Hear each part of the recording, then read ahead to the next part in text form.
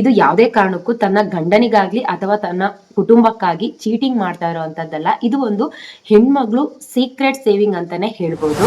ನಮ್ಮಂತ middle class family ಹೆಣ್ಮಕ್ಳುಗಳು ಕೆಲ್ಸಕ್ಕೆ ಹೋಗೋ ಉದ್ದೇಶ ಏನು ಗೊತ್ತಾ? ಅದ್ರಲ್ಲೂ ನಾವು ಗೃಹಿಣಿಯರಾಗಿರ್ತೀವಿ ಅಂತ ಅಂದ್ರೆ ನಮ್ಮ ಉದ್ದೇಶ ಏನಾಗಿರುತ್ತೆ ಅಂದ್ರೆ ನನ್ನ ಗಂಡನ ಕಷ್ಟದಲ್ಲಿ ನಾನು ಸಮಭಾಗಿಯಾಗಿರ್ಬೇಕು, ನನ್ನ ಗಂಡನ ಕಷ್ಟಕ್ಕೆ ನಾನು ಹೆಗ್ಲನ್ನ ಕೊಡ್ಬೇಕು ಅನ್ನೋ ಉದ್ದೇಶ ಆಗಿರುತ್ತೆ. ನನ್ನ ಮಕ್ಕಳಿಗೆ ಒಂದು ಉಜ್ವಲ ಭವಿಷ್ಯನ ರೂಪಿಸ್ಕೊಡ್ಬೇಕು, ಅವ್ರಿಗೊಂದು ಉತ್ತಮವಾದ ವಿದ್ಯಾಭ್ಯಾಸನ ಕೊಡಿಸ್ಬೇಕು, ನಮ್ಮ ಫ್ಯಾಮಿಲಿನೂ ಕೂಡ ತುಂಬಾ ಖುಷಿಯಾಗಿರ್ಬೇಕು.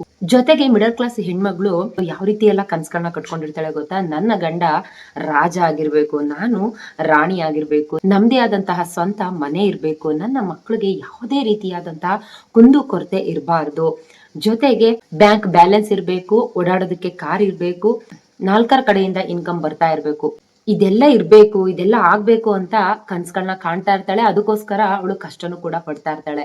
ಸೊ ಅವಳಿಗೆ ಒಟ್ನಲ್ಲಿ ಟೋಟಲ್ ಆಗಿ ತನ್ನ ಫ್ಯಾಮಿಲಿ ಸೇಫ್ ಆಗಿರ್ಬೇಕು, ತನ್ನ ಫ್ಯಾಮಿಲಿ ಚೆನ್ನಾಗಿರ್ಬೇಕು ಅನ್ನೋಂಥದ್ದೇ ಅವಳ ಒಂದು ಇಂಟೆನ್ಷನ್ ಆಗಿರುತ್ತೆ. ಹಾಯ್ ಹಲೋ, ಎಲ್ರಿಗೂ ನಮಸ್ತೆ, welcome back to my channel. ನಾನು ದೀಪಿಕಾ ಗೌಡ. ಈಗಿನ ಕಾಲದ ಹೆಣ್ಮಕ್ಳು ಎಲ್ರೂ ಕೂಡ ಆಲ್ಮೋಸ್ಟ್ ಕೆಲ್ಸಕ್ಕೆ ಹೋಗೋದಕ್ಕೆ ಟ್ರೈ ಮಾಡ್ತಾರೆ, ಕೆಲ್ಸಕ್ಕೆ ಹೋಗ್ತಾ ಇದ್ದಾರೆ ಕೂಡ. ಹೌದು, ಅವ್ರು ಏನೇ ಕೆಲ್ಸಕ್ಕೆ ಹೋದ್ರು ಕೂಡ, ಏನೇ ಸಂಬಳ ಬಂದ್ರು ಕೂಡ ತನ್ನ ಗಂಡನ್ಗೆ ಎಲ್ಲಾ ಕೊಟ್ಟು ಲಾಸ್ಟ್ ಅಲ್ಲಿ ಕೈ ಚಾಚಿ ನಿಲ್ತಾರೆ. ಕೆಲವೊಬ್ರು ಗಂಡಂದಿರು ಅರ್ಥ ಮಾಡ್ಕೊಂಡು ಪಾಪ ಅವಳು ನನಗೋಸ್ಕರ ಕಷ್ಟ ಪಡ್ತಾ ಇದ್ದಾಳೆ ಅಂತೆಲ್ಲ ಅರ್ಥ ಮಾಡ್ಕೊಂಡು ತಾವು ನಿನ್ನ ಸೆಲ್ಫ್ ಕೇರ್ಗೋಸ್ಕರ ಅಂತ ದುಡ್ಡನ್ನ ಕೊಡ್ತಾರೆ. ಕೆಲವೊಬ್ರು ಯಾವ್ದೇ ಕಾರಣಕ್ಕೂ ಕೊಡೋದಿಲ್ಲ. ಹೇಗ್ ಮಾಡ್ತಾರೆ ಅಂದ್ರೆ, ನಾನು ಜವಾಬ್ದಾರಿ ವಹಿಸ್ಕೊಂಡಿರೋದು, ನೀನು ದುಡ್ದು ಏನಿದ್ರು ನನ್ನ ಕೈಲಿ ಕೊಡ್ಬೇಕಷ್ಟೇ, ನಾನು ಜವಾಬ್ದಾರಿ ವಹಿಸ್ಕೊಂಡಿರೋದು, ನನ್ಗೆ ಎಷ್ಟು ಕಷ್ಟ ಇದೆ ಅಂತ ಗೊತ್ತು, ಹಾಗಾಗಿ ನೀನ್ ತರೋ ಅಂತ ಸಂಬಳದಲ್ಲಿ ನಿನ್ಗೆ ಕೊಡೋದಕ್ಕೆ ಸಾಧ್ಯ ಇಲ್ಲ ಅನ್ನೋ ರೀತಿ ಎಲ್ಲ ಸ್ವಲ್ಪ ಚುಚ್ಚು ಮಾತುಗಳಾಗಿರ್ಬೋದು, ಇಲ್ಲ ಅಂತ ಅಂದ್ರೆ ಕೊಡದೇನೆ ಇರೋದಾಗಿರ್ಬೋದು. ಚುಚ್ಚು ಮಾತಾಡ್ಲಿಲ್ಲ ಅಂದ್ರೂ ಕೂಡ ದುಡ್ಡನ್ನ ಕೊಡೋದಕ್ಕೆ ನೆಗ್ಲೆಕ್ಟ್ ಮಾಡ್ತಾರೆ.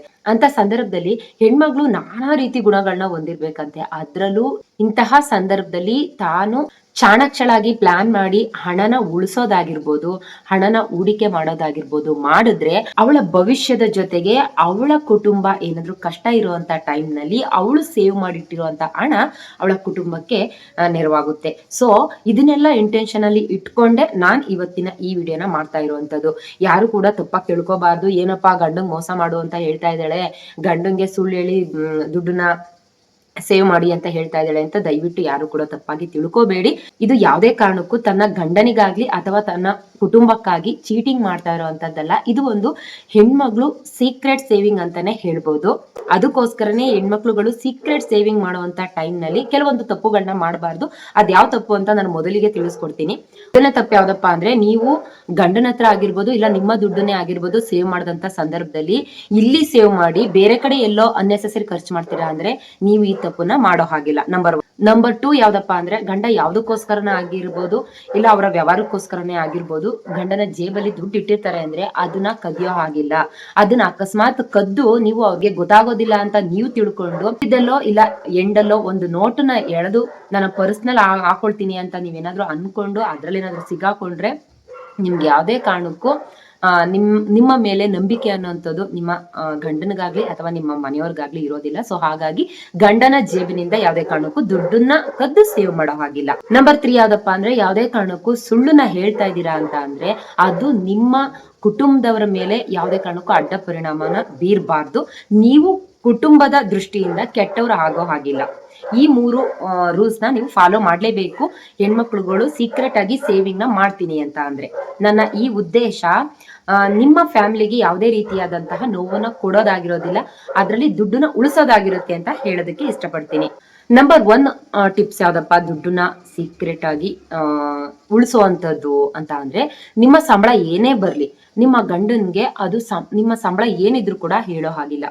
ಅಕಸ್ಮಾತ್ ಕೆಲವರು ಹೇಳ್ಬಿಡ್ತಾರೆ ನನ್ನ ಸಂಬಳ ಇಷ್ಟು ಅಂತ, ಬಟ್ ಅದರಲ್ಲಿ ಉಳಿಸೋದಕ್ಕಾಗೋದಿಲ್ಲ. ಸೊ ಹಾಗಾಗಿ ನಿಮ್ಮ ಸಂಬಳ ಏನೇ ಇದ್ರು ಕೂಡ 10% ನೀವು ಅದರಲ್ಲಿ ಕಡಿತ ಮಾಡಿ, ಅಂದ್ರೆ ಅದರಲ್ಲಿ ಕಟ್ ಮಾಡಿ ಇನ್ ಮಿಕ್ಕಿದ್ದು 90% ನ ನಿಮ್ಮ ಹಸ್ಬೆಂಡ್ಗೆ ಕೊಡುವಂಥದ್ದು. ಅದರಲ್ಲಿ 10% ಸೇವ್ ಆಗುತ್ತೆ. ಅದು ಕೂಡ ನಿಮ್ಮ ಯಜಮಾನರಿಗೆ ಗೊತ್ತಾಗಬಾರ್ದು. ನಂಬರ್ 2 ಯಾವ್ದಪ್ಪ ಅಂತ ಅಂದ್ರೆ, ಇನ್ನ ನೀವು 100% ಸ್ಯಾಲರಿನಲ್ಲಿ 10% ಕಟ್ ಮಾಡಿ 90% ಹಸ್ಬೆಂಡ್ಗೆ ಕೊಡ್ತೀರಾ. ಆ 90% ಸ್ಯಾಲರಿ ಎಲ್ಲ ಕೊಟ್ಟಿರ್ತೀರಾ ಅಂತ ಅಂದಾದ್ಮೇಲೂ ಕೂಡ ನೀವು ಅಲ್ಲಿ ರಿಕ್ವೆಸ್ಟ್ ನ ಮಾಡ್ಕೊಳ್ಳೇಬೇಕು. ಯಾಕಂದ್ರೆ ಅಲ್ಲಿ ನಿಮ್ಮ ಇಂಟೆನ್ಷನ್ ಇರುತ್ತೆ ನೀವು ಹಣನ ಸೇವ್ ಮಾಡುವಂತದ್ದು. ಸೊ ಹಾಗಾಗಿ ಇಲ್ಲಿ ರಿಕ್ವೆಸ್ಟಿಂಗ್ ಇಂಪಾರ್ಟೆಂಟ್ ಆಗಿರುತ್ತೆ. ಅಲ್ಲಿ ರಿಕ್ವೆಸ್ಟ್ ನ ಮಾಡ್ಕೊಳ್ಬೇಕು. ನೋಡಿ, ನನಗೆ ಸ್ವಲ್ಪ ಖರ್ಚಿಗೆ ಅಂತ ದುಡ್ಡು ಬೇಕೇ ಬೇಕು. ಕೆಲವೊಂದ್ಸಲ ಬಸ್ ಫ್ರೀ ಇದ್ರೂ ಕೂಡ ಬಸ್ ಮಿಸ್ ಆದಂತ ಟೈಮ್ ನಲ್ಲಿ ನಾನು ಆಟೋದಲ್ಲಿ ಆಫೀಸ್ಗೆ ಹೋಗ್ಬೇಕಾಗುತ್ತೆ ಅಂತನೋ, ಇಲ್ಲ ಅಂದ್ರೆ ನಾನು ನಡ್ಕೊಂಡು ಹೋಗೋವಂತ ಟೈಮ್ ನಲ್ಲಿ ಚಪ್ಲಿ ಕಿತ್ತೋಯ್ತು ಅಂತನೋ, ಇಲ್ಲ ಬೇರೆ ಬ್ಯಾಗ್ ನ ತಗೊಳ್ಬೇಕು ಅಂತನೋ, ಟಿಫನ್ ಬಾಕ್ಸ್ ತಗೊಳ್ಬೇಕು ಅಂತನೋ, ನನ್ನ ಸೆಲ್ಫ್ ಕೇರ್ ಅಂತನೋ, ನಾನು ಬ್ಯೂಟಿ ಪಾರ್ಲರ್ ಹೋಗ್ಬೇಕು ಅಂತನೋ, ಏನೋ ಒಂದು ಸಬೂಬ್ನ ಹೇಳಿ ನೀವು ಅವ್ರ ಹತ್ರ ಸ್ವಲ್ಪ ಅಮೌಂಟ್ ನ ಇಸ್ಕೊಳ್ಬೇಕು. ಅವರು ಕೊಡ್ತಾರೆ. ಯಾಕಂದ್ರೆ ನೀವು ಅಲ್ಲಿ ದುಡಿತಾ ಇರ್ತೀರಾ. ಅವರು ದೂಸರಾ ಮಾತುಗಳನ್ನ ಆಡೋ ಹಾಗಿಲ್ಲ.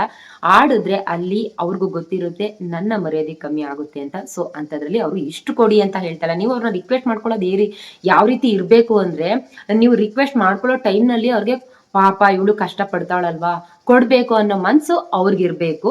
ಅಂತ ಟೈಮ್ ನಲ್ಲಿ ನೀವು ಆ ದುಡ್ಡನ್ನ ಇಟ್ಕೊಂಡು ಅದನ್ನು ಕೂಡ ಸೇವ್ ಮಾಡ್ಬೋದು.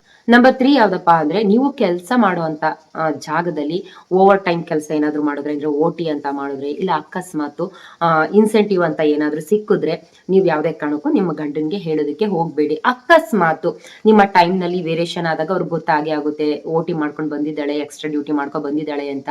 ಅವಾಗ ನೀವು ದುಡ್ಡು ಕೊಡದೇನೆ ಇರೋಂತ ಸಂದರ್ಭದಲ್ಲಿ ಅವ್ರಿಗೂ ನಿಮ್ ಮೇಲೆ ಬೇಜಾರ್ ಅನ್ನೋಂಥದ್ದಾಗುತ್ತೆ. ನೋಡು, ನಾನು ಕೊಡ್ಲಿಲ್ಲ, ಅವಳು ನಾನು ಇಷ್ಟು ಕಷ್ಟ ಪಡ್ತಾ ಇದ್ದೀನಿ ಅನ್ನೋ ಅಂತದೆಲ್ಲ ಅವ್ರ ಮನ್ಸಲ್ಲಿ ಉಳ್ಕೋಬಾರ್ದು ಅಂತ ಅಂದ್ರೆ, ನೀವು ಗೊತ್ತಾದಂತ ಟೈಮ್ ನಲ್ಲಿ, ಗೊತ್ತಾಗ್ಲಿಲ್ಲ ಅಂತ ಅಂದ್ರೆ ಕೊಡೋದಕ್ಕೆ ಹೋಗ್ಬಿಡಿ. ಗೊತ್ತಾದಂತ ಟೈಮ್ ನಲ್ಲಿ ಅವ್ರಿಗೆ ಸ್ವಲ್ಪನ ಕೊಡಿ. ನನ್ನ ಕೆಲ್ಸದ ಮೇಲೆ ನನ್ಗೆ ಇಷ್ಟೇ ಕೊಟ್ಟಿದ್ದವರು, OT ಅಂತ ಹೇಳಿ, ಇನ್ಸೆಂಟಿವ್ ಅಂತ ಹೇಳಿ ಅವ್ರಿಗೆ ಒಂದಿಷ್ಟು ಅಮೌಂಟ್ ನ ಕೊಡಿ. ಅಕಸ್ಮಾತ್ ಯಾಕೆ ಇಷ್ಟು ಕಮ್ಮಿ ಆಯ್ತು ಅಂತ ಅಂದ್ರೆ, ಬರುವಂತ ದುಡ್ಡಿನಲ್ಲಿ ಸ್ವಲ್ಪ ಬರ್ಬೇಕಾದ್ರೆ ಮಕ್ಕಳಿಗೆ ತಿಂಡಿನ ತಂದೆ ಅಥವಾ ತರಕಾರಿನ ತಂದೆ, ವೆಜಿಟೇಬಲ್ ನ ತಂದೆ ಅಂತ ಏನೋ ಒಂದು ಸಬಬ್ನ ಹೇಳಿ ನಿಮ್ಮ OT ಅಥವಾ ಇನ್ಸೆಂಟಿವ್ ಅಮೌಂಟ್ ನಲ್ಲಿ ಸ್ವಲ್ಪ ಮಾತ್ರ ಅವ್ರಿಗೆ ಕೊಟ್ಟು ನೀವು ಅದರಲ್ಲೂ ಕೂಡ ಅಮೌಂಟ್ ನ ಸೇವ್ ಮಾಡೋದಕ್ಕೆ ಟ್ರೈ ಮಾಡಿ. ನಂಬರ್ 4 ಯಾವ್ದಪ್ಪ ಅಂತ ಅಂದ್ರೆ, ನೀವು ಸೇವ್ ಮಾಡುವಂತ ಟೈಮ್ ನಲ್ಲಿ ನಿಮ್ಮ ಮಕ್ಕಳ ಸಪೋರ್ಟ್ನು ಕೂಡ ತಗೊಳ್ಳಿ. ನಿಮ್ಮ ಮಕ್ಕಳ ಸಪೋರ್ಟ್ ಇದ್ರೆ ನಿಮ್ಗೆ ಒಂದು ಸ್ವಲ್ಪ ಆನೆ ಬಲ ಅನ್ನೋಂಥದ್ದೊಂದಿರುತ್ತೆ. ಜೊತೆಗೆ ಅವ್ರಿಗೂ ಕೂಡ ಹಣಕಾಸಿನ ವಿಚಾರದಲ್ಲಿ ಯಾವ ರೀತಿ ಎಲ್ಲ ನಮ್ಮಮ್ಮ ಸೇವ್ ಮಾಡ್ತಾಳೆ, ನಾವು ಕೂಡ ಸೇವ್ ಮಾಡಬೇಕು ಅನ್ನೋ ಅಂತ ಕ್ಯೂರಿಯಾಸಿಟಿ ಹೆಚ್ಚಾಗುತ್ತೆ. ಅವ್ರಿಗೂ ಕೂಡ ಹಣಕಾಸಿನ ವಿಚಾರದಲ್ಲಿ ನಾಲೆಡ್ಜ್ ಅನ್ನೋವಂಥದ್ದು ಬರುತ್ತೆ. ಹಾಗಾಗಿ ಮಕ್ಕಳನ್ನ ಮುಂದಿಟ್ಕೊಂಡು ಸೇವ್ ಮಾಡ್ಕೊಳ್ಳೋದನ್ನ ನೋಡಿ, ಇದು ತಪ್ಪೇನಿಲ್ಲ.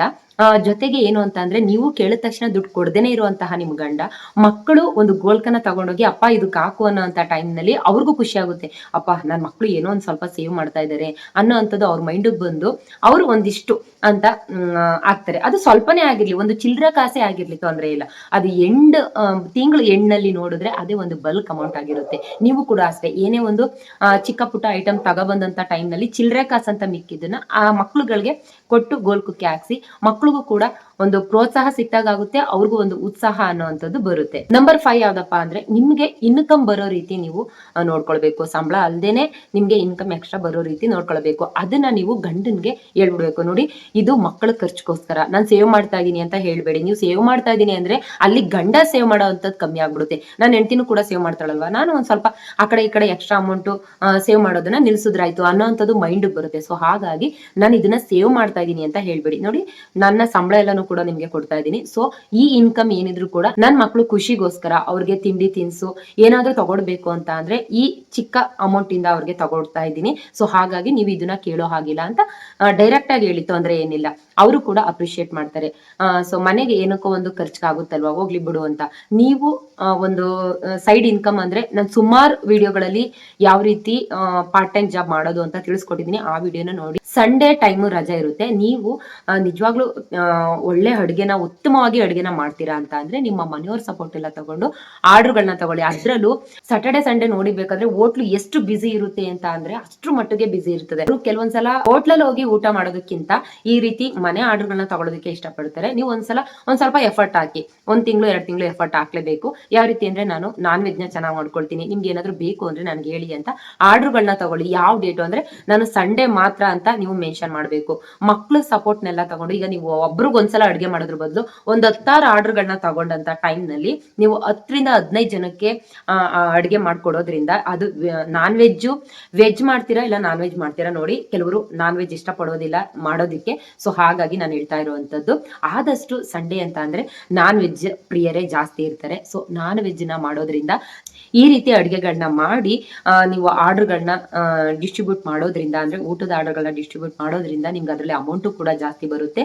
ನಿಮ್ಮ ಸ್ಟಾರ್ ಚೆನ್ನಾಗಿದ್ರೆ ನೀವು ಓನ್ ಬಿಸ್ನೆಸ್ ಕೂಡ ಸ್ಟಾರ್ಟ್ ಮಾಡ್ಬೋದು. ಸೊ ಈಗ ಸದ್ಯಕ್ಕೆ ಒಂದು ಪಾರ್ಟ್ ಟೈಮ್ ಜಾಬ್ ಆಗಿ ನೀವು ಸ್ಟಾರ್ಟ್ ಮಾಡೋದನ್ನ ಕಲ್ತ್ಕೊಳ್ಳಿ ವಿತ್ ಫ್ಯಾಮಿಲಿ ಸಪೋರ್ಟ್ ಇಂದ.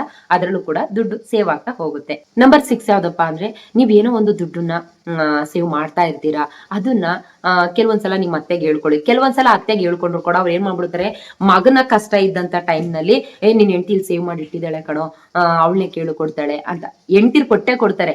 ಬಟ್ ಚಿಕ್ಕ ಪುಟ್ಟದಕ್ಕೆಲ್ಲ ನೀವು ಸೇವ್ ಮಾಡಿಟ್ಟಿರೋ ದುಡ್ಡನ್ನೆಲ್ಲ ಕೊಟ್ಬಿಟ್ರೆ ಮುಂದಕ್ಕೆ ಅದು ತೊಂದರೆ ಆಗುತ್ತೆ. ಸೊ ಹಾಗಾಗಿ ಕೆಲವೊಂದ್ಸಲ ನಿಮ್ಮ ಅತ್ತೆ ನಿಮ್ಮ ಹಸ್ಬೆಂಡ್ಗೆ ಹೇಳಲ್ಲ ಅನ್ನೋಂಥ ಸಂದರ್ಭದಲ್ಲಿ ನೀವು ಅವ್ರಿಗೆ ಹೇಳ್ಕೊಳ್ಬಹುದು. ಅಕಸ್ಮಾತ್ ಇಲ್ಲ ಅವ್ರು ಹೇಳ್ಬಿಡ್ತಾರೆ ಅನ್ನೋಂಥ ಸಂದರ್ಭದಲ್ಲಿ ನಿಮ್ಮ ಅತ್ತೆಗೂ ಕೂಡ ಇದನ್ನ ಹೇಳ್ಬೇಡಿ.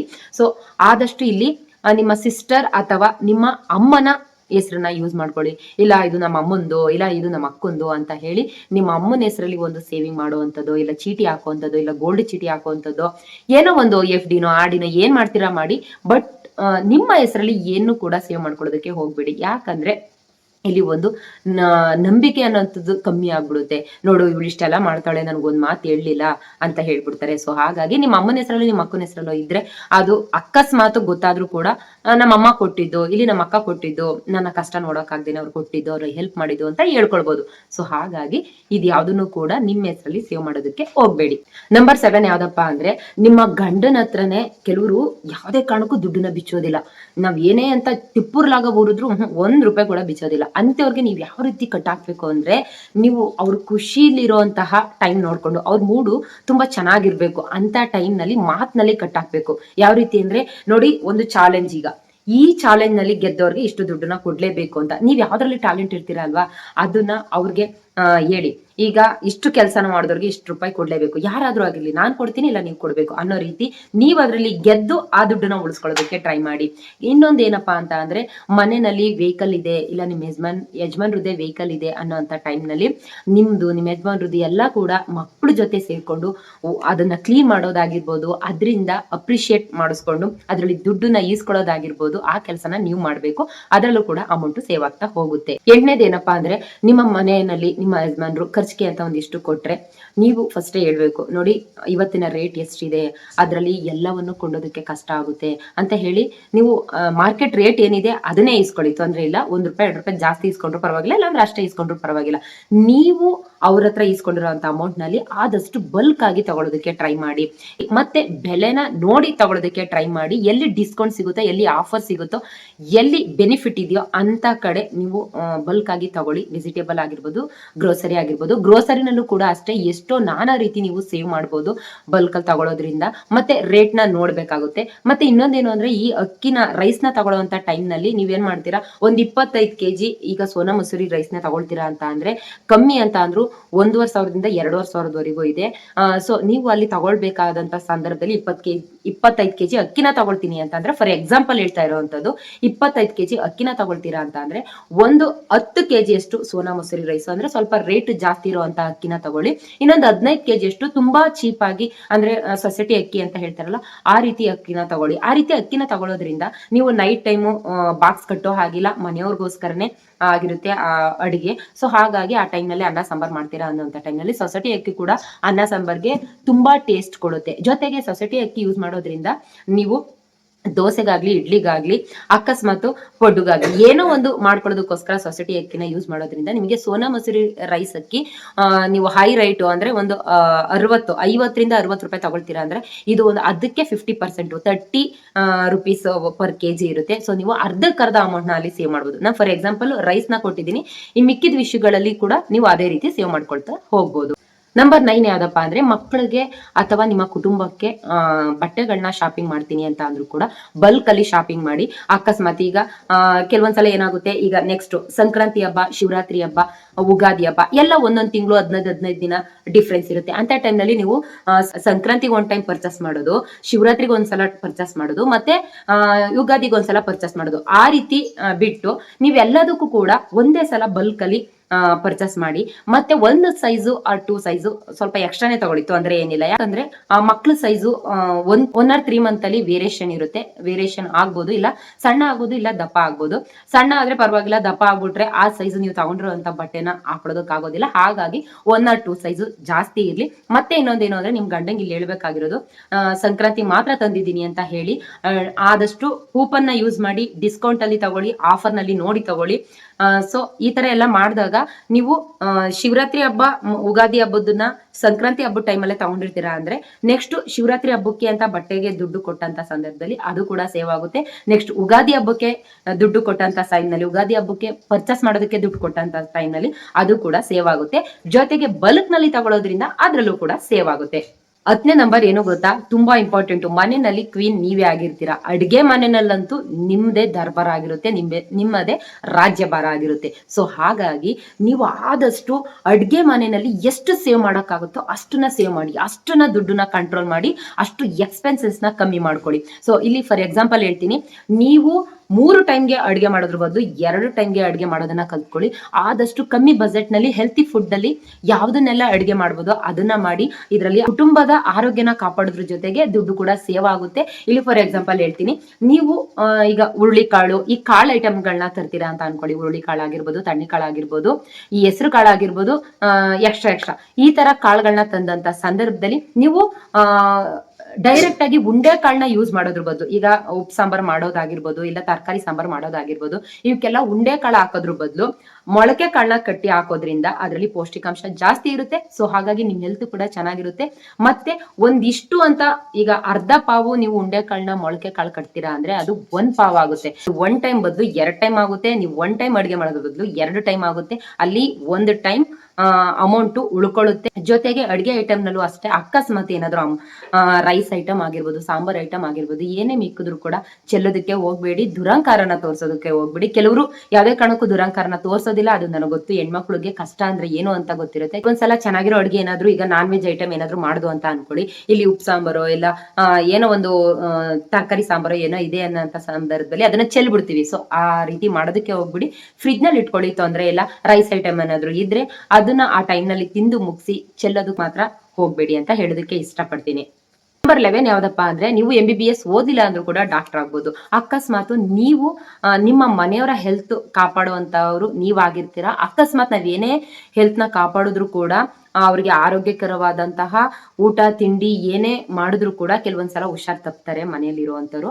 ಆದಷ್ಟು ಮನೆಯಲ್ಲೇ ಮದ್ದಿರುತ್ತೆ, ಮನೆಯಲ್ಲೇ ಟ್ರೀಟ್ಮೆಂಟ್ ನ ಕೊಡೋದಕ್ಕೆ ಟ್ರೈ ಮಾಡಿ. ಕೋಲ್ಡ್ಗಾಗಿರ್ಬೋದು, ಕಫಗಾಗಿರ್ಬೋದು, ಜ್ವರಕ್ಕಾಗಿರ್ಬೋದು, ಇದಕ್ಕಿಂತ ಮೀರಿದೇನಾದ್ರೂ ಆದ್ರೆ ಹಾಸ್ಪಿಟಲ್ಗೆ ಕರ್ಕೊಂಡೋಗಿ ಫಸ್ಟ್ ಇಂಥವಕ್ಕೆ ಚಿಕ್ಕ ಪುಟ್ಟ ಹೆಲ್ತ್ ಇಶ್ಯೂ ಏನಾದ್ರು ಇದ್ರೆ ಮನೆಯಲ್ಲೇ ಟ್ರೀಟ್ಮೆಂಟ್ ನ ಕೊಡೋದಕ್ಕೆ ಕಲ್ತ್ಕೊಳ್ಳಿ. ಕಷಾಯ ಕೊಡೋ ರೀತಿ ಆಗಿರ್ಬೋದು, ಅವ್ರಿಗೆ ಒಂದು ಜ್ವರ ಇದೆ ಅಂತ ಅಂದ್ರೆ ತಲೆನಲ್ಲಿ ತಣ್ಣೀರ್ ಬಟ್ಟೆ ಹಾಕೋದಾಗಿರ್ಬೋದು, ಜೊತೆಗೆ ಡೋಲೋ ಕೊಡೋದಾಗಿರ್ಬೋದು.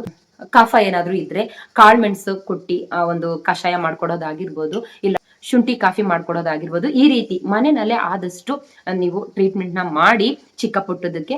ಅಕಸ್ಮಾತ್ ಮನೆಯಲ್ಲಿ ಆಗೋದಿಲ್ಲ ಅನ್ನೋಂಥ ಟೈಮ್ನಲ್ಲಿ ಹಾಸ್ಪಿಟಲ್ಗೆ ಕರ್ಕೊಂಡೋಗಿ. ಈ ಚಿಕ್ಕ ಪುಟ್ಟದೆಲ್ಲ ನೀವು ಮನೆಯಲ್ಲೇ ಮಾಡ್ತೀರಾ ಅಂದ್ರೆ ಹಾಸ್ಪಿಟಲ್ಗೆ ಹೋಗುವಂತ ಖರ್ಚು ಕೂಡ ಅಲ್ಲಿ ಸೇವ್ ಆಗ್ತಾ ಹೋಗುತ್ತೆ. ಅದನ್ನು ಕೂಡ ನೀವು ಸೇವ್ ಮಾಡ್ತಾ ಹೋಗ್ಬೋದು. ಇನ್ನೊಂದು 12ನೇ ಟಿಪ್ಸ್ ಯಾವ್ದಪ್ಪ ಅಂದ್ರೆ, ನೀವು ಒಂದು ವಸ್ತುನ ತಗೊಳ್ತಾ ಇದೀರಾ ಅಂತ ಅನ್ಕೊಳ್ಳಿ. ಈಗ ಫ್ರಿಡ್ಜ್ ಆಗಿರ್ಬೋದು, ಮಿಕ್ಸಿ ಆಗಿರ್ಬೋದು, ಇಲ್ಲ ಅಂದ್ರೆ ಗ್ಯಾಸ್ ಸ್ಟವ್ ಆಗಿರ್ಬೋದು, ಇನ್ನ ಎಕ್ಸ್ಟ್ರಾ ಯಾವ್ದಾದ್ರು ಆಗಿರ್ಬೋದು, ವಾಷಿಂಗ್ ಮಿಷಿನ್ ಆಗಿರ್ಬೋದು.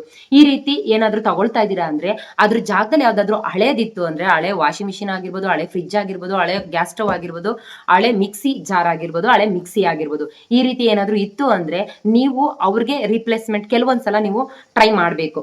ಮೊಬೈಲ್ ಆಗಿರ್ಬೋದು, ಇಂಪಾರ್ಟೆಂಟ್ ಮೊಬೈಲ್ ಆಗಿರ್ಬೋದು, ಆ ರೀತಿ ಏನಾದ್ರು ಇತ್ತು, ನಾವು ಹೊಸದಾಗಿ ತಗೊಳ್ತಾ ಇದ್ದೀನಿ ಅಂತ ಅಂದ್ರೆ ರೀಪ್ಲೇಸ್ಮೆಂಟ್ಗೆ ಸ್ವಲ್ಪ ಅಮೌಂಟ್ ಜಾಸ್ತಿ ಸಿಗುತ್ತೆ. ಕೆಲವೊಂದ್ ಹತ್ರ ಸಿಗೋದಿಲ್ಲ. ಈಗ ಮೊಬೈಲ್ಗೆ ಸಿಗುತ್ತೆ. ಮೊಬೈಲ್ ನಲ್ಲಿ ಬಾರ್ ಕೋಡ್ ಅಂತ ಇರುತ್ತೆ. ಈಗ ಮೊಬೈಲ್ ಹೊಸದಾಗಿ ತಗೊಂಡಿರ್ತೀರಾ ಅಂದ್ರೆ ಅದ್ರಲ್ಲಿ ಬಾರ್ ಕೋಡ್ ಕೊಟ್ಟಿರ್ತಾರೆ. ಅದನ್ನ ಬಾಕ್ಸ್ ನ ಹುಷಾರಾಗಿ ಎತ್ತಿಟ್ರೆ, ನೀವು ನೆಕ್ಸ್ಟ್ ಹೊಸ ಮೊಬೈಲ್ ತಗೊಳ್ತಾ ಇದ್ದೀನಿ ಅಂದ್ರೆ ಆ ಬಾಕ್ಸ್ ಸಮೇತ ನೀವು ಹಳೆ ಮೊಬೈಲ್ ನ ಕೊಟ್ರೆ ನಿಮ್ಗೆ ಅಲ್ಲಿ ಕಮ್ಮಿ ಅಂತ ಅಂದ್ರು 3,500 4,000 ರೂಪಾಯಿ ಉಳ್ಕೊಳುತ್ತೆ. ಇದು ನನ್ನ ಓನ್ ಎಕ್ಸ್ಪೀರಿಯನ್ಸ್.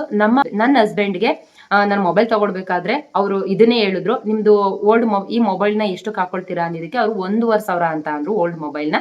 ನಾನು ಅದಕ್ಕೆ ಬರೀ 1,500 ನಾನು ಅಷ್ಟು ಕೊಟ್ಟು ತಗೊಂಡಿದ್ದೀನಿ, ನೀವೇನು 1,500 ಅಂತ ಹೇಳ್ತಿರಲ್ಲ ಅಂತ ಅಂದಿದ್ದಕ್ಕೆ ಅವರು ಇದ್ರದ್ದು ಬಾರ್ ಕೋಡ್ ಏನಾದ್ರು ಇದೆಯಾ, ಓಲ್ಡ್ ಬಾಕ್ಸ್ ಏನಾದ್ರು ಇದೆಯಾ, ಅದನ್ನ ತಗೊಂಡ್ ಬನ್ನಿ, 4,000 ಕೊಡ್ತೀನಿ ಅಂದ್ರು. 3,500 ಕೊಡ್ತೀನಿ ಅಂದ್ರು ಕರೆಕ್ಟ್. ನಾನು ಆ ಬಾಕ್ಸ್ ನ ಹುಡುಕಿ ತಗೊಂಡೋಗಿದ್ದಕ್ಕೆ ಅವ್ರು 3,500 ಕೊಡ್ತೀನಿ ಅಂದ್ರು. ಇಲ್ಲ 4,000 ತಗೊಳ್ಳಿ, ನಾವು ಡಿಸ್ಪ್ಲೇ ಕಾರ್ಡ್ ಎಲ್ಲ ಹಾಕ್ಸಿದೀವಿ, ಚೆನ್ನಾಗಿದೆ ಅಂತ ಹೇಳಿ 4,000 ಇಸ್ಕೊಂಡು, ನಾನು ನಮ್ಮ ಮನೆಯವ್ರಿಗೆ OnePlus ತಗೊಳ್ಳುವಂತ ಟೈಮ್ಲಿ 30,000 ಆಗಿತ್ತದು. 4,000 ಕಟ್ ಆಗಿ 26,000 ಮಾತ್ರ ಅವ್ರಿಗೆ ಪೇ ಮಾಡಿದೆ. ಈ ತರ ಯೂಸ್ ಮಾಡಿ, ಹಳೆದನ್ನ ಕೊಟ್ಟು ಹೊಸದನ್ನ ಪರ್ಚೇಸ್ ಮಾಡುವಂತ ಟೈಮ್ ನಲ್ಲಿ ಈ ರೀತಿ ಆಫರ್ ಕೂಡ ಸಿಗುತ್ತೆ. ನೀವು ಸುಮ್ನೆ ಗುಜ್ರಿಗೆ ಹಾಕೋದ್ರ ಬದಲು, ಸುಮ್ನೆ ಯಾರಿಗೂ ಅನ್ನೆಸೆಸರಿ ಇದು ಹಳೇದಲ್ವಾ ತಗೊಳ್ಳಿ, ನೀವು ಮಾಡಿಕೊಳ್ಳಿ, ಅವ್ರು ತಗೊಳ್ಳಿ ಇವ್ರು ತಗೊಳ್ಳಿ ಅಂತ ಹೇಳೋದ್ರ ಬದಲು, ಫ್ರೀಯಾಗಿ ಕೊಡೋದ್ರ ಬದಲು, ನಿಮ್ಗೆ ಕಷ್ಟ ಇರುತ್ತೆ. ಈಗ ಹೊಸದನ್ನ ತಗೊಳ್ಬೇಕು ಅಂತ ಅಂದ್ರೆ ನಿಮ್ಮ ಜೇಬಿಂದನೇ ಹಣ ಖಾಲಿ ಆಗುವಂಥದ್ದು. ಸೊ ಅಂತ ಸಂದರ್ಭದಲ್ಲಿ ನೀವು ಈ ರೀತಿ ರೀಪ್ಲೇಸ್ಮೆಂಟ್ ಕೊಡೋದಾಗಿರ್ಬೋದು. ಇಲ್ಲ ಅಂತ ಅಂದ್ರೆ ಅಕ್ಕಪಕ್ಕದವ್ರಿಗೆ ಯಾರಿಗಾದ್ರೂ ಬೇಕು ಅಂದ್ರೆ ಕೇಳಿ, ತಪ್ಪೇನಿಲ್ಲ. ನೋಡಿ, ನಾವು ಹೊಸ ತಗೊಳ್ತಾ ಇದೀವಿ, ಹಳೇದೇನಾದ್ರೂ ಬೇಕು ಅಂದ್ರೆ ತಗೊಳ್ಳಿ, ಇಷ್ಟು ಚಾರ್ಜ್ ಅಂತ ಮೆನ್ಷನ್ ಮಾಡಿ.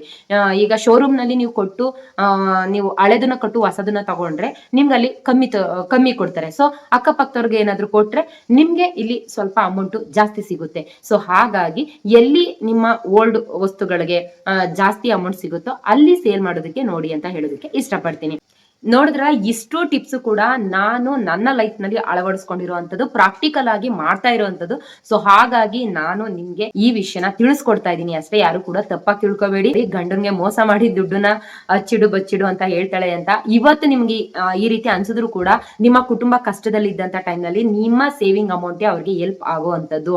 ನಿಮ್ಮ ಮಕ್ಕಳ ಎಜುಕೇಶನ್ ಆಗಿರ್ಬೋದು, ನಿಮ್ಮ ಮಕ್ಕಳ ಫ್ಯೂಚರ್ ಆಗಿರ್ಬೋದು, ನಿಮ್ಮ ಭವಿಷ್ಯನ ಕಟ್ಕೊಳ್ಳೋದಕ್ಕಾಗಿರ್ಬೋದು, ನಿಮ್ಮ ಆಸೆ ಆಕಾಂಕ್ಷೆಗಳನ್ನ ತೀರ್ಸ್ಕೊಳ್ಳೋದಕ್ಕಾಗಿರ್ಬೋದು, ಇದು ನಿಜವಾಗ್ಲೂ ಹೆಲ್ಪ್ ಆಗುತ್ತೆ. ಚಿಕ್ಕದಾಗಿರ್ಬೋದು, ಇವತ್ತು ಸೇವಿಂಗ್ ಮಾಡ್ತಾ ಮಾಡ್ತಾ ಒಂದು ಬಲ್ಕ್ ಅಮೌಂಟ್ ಆಗಿ ಉಳ್ಕೊಳ್ಳುತ್ತೆ. ಸೊ ಆಗಾಗ ಅಷ್ಟೇನೆ. ನನ್ನ ಈ ವಿಡಿಯೋ ಯಾರಿಗೆಲ್ಲ ಇಷ್ಟ ಆಯ್ತು ಲೈಕ್ ಮಾಡಿ, ಶೇರ್ ಮಾಡಿ, ಕಮೆಂಟ್ಸ್ ಮಾಡಿ ಅಂತ ಹೇಳ್ತಾ, ನೆಕ್ಸ್ಟ್ ಒಂದು ಒಳ್ಳೆ ವಿಡಿಯೋ ಜೊತೆ ನಾನು ನಿಮ್ಮನ್ನ ಭೇಟಿ ಆಗ್ತೀನಿ. ಅಲ್ಲಿವರೆಗೂ ಜೈ ಹಿಂದ್, ಜೈ ಕರ್ನಾಟಕ. ಮತ್ತೆ